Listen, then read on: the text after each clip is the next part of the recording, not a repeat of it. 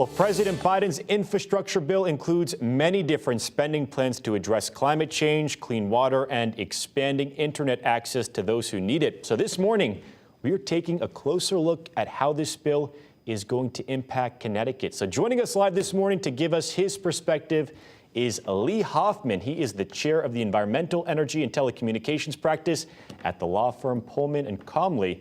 Thank you so much for joining us, Lee. We really appreciate it. Thank you very much for having me. Of course. So a lot to sort through in this bill, but let's start things off with that $4 billion set aside to improve Connecticut's highways and bridges.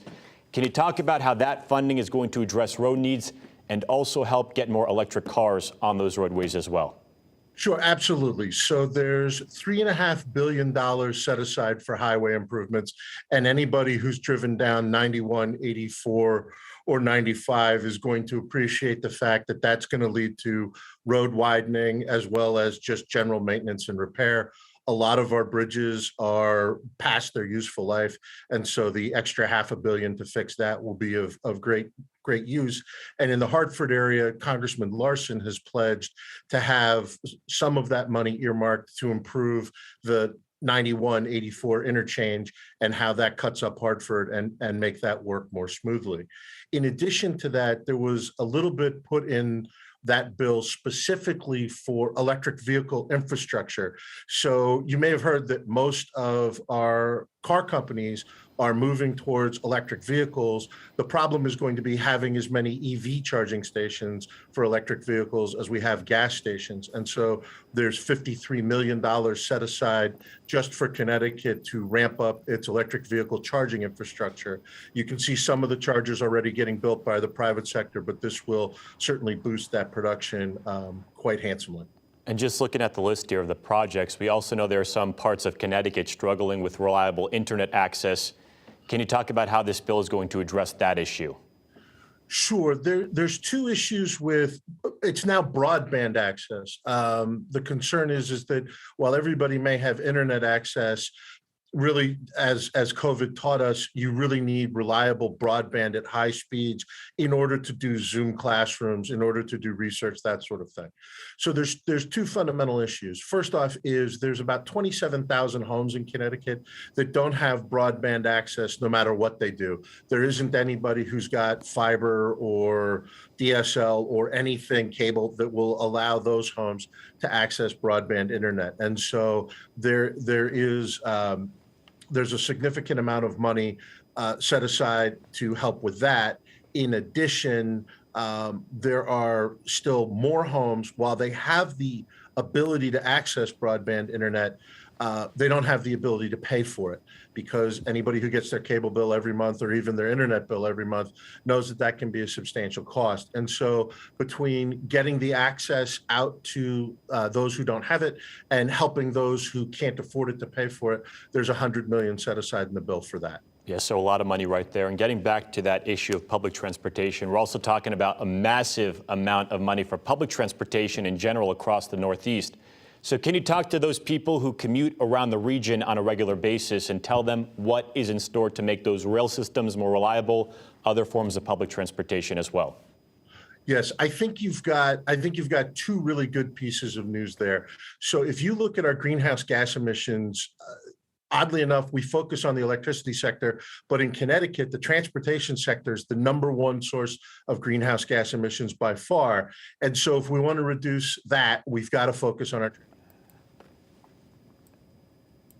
There's a drop in the bucket, as I would refer to it, of $1.3 billion. Admittedly, it's a big bucket to improve public transportation. You're going to see more electrified buses.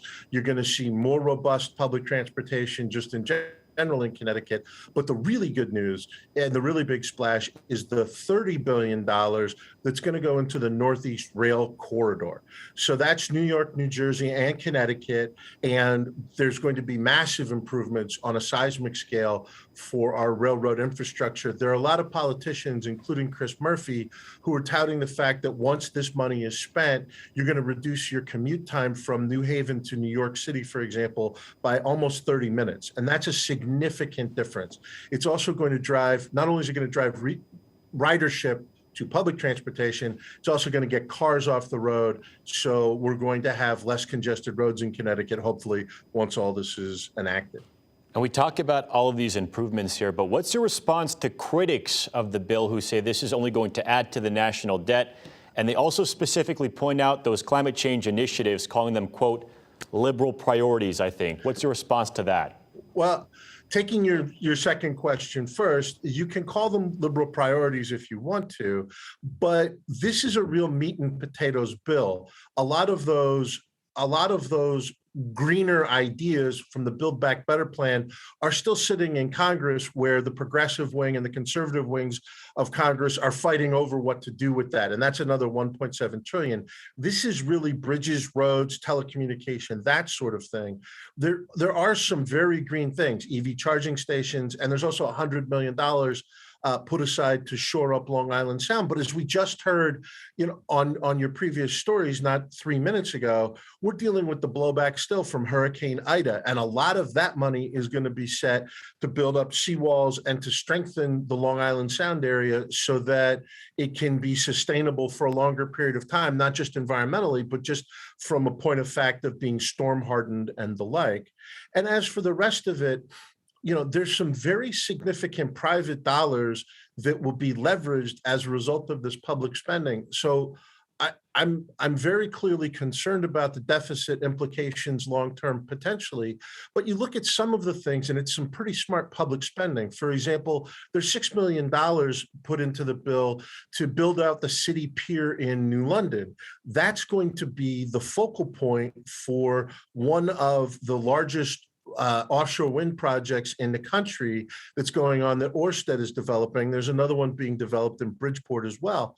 And Connecticut is becoming the hub of green energy. And so with a $6 million private investment, you're going to have quite literally hundreds of millions of dollars of private spending flowing through that pier and being put out into the workforce. Hopefully that means continued jobs, continued economic development. And so eventually we pay down that deficit. Great insight. Lee Hoffman, thank you so much for joining us this morning. We really appreciate it. Thank you very much for having me. Have a great day.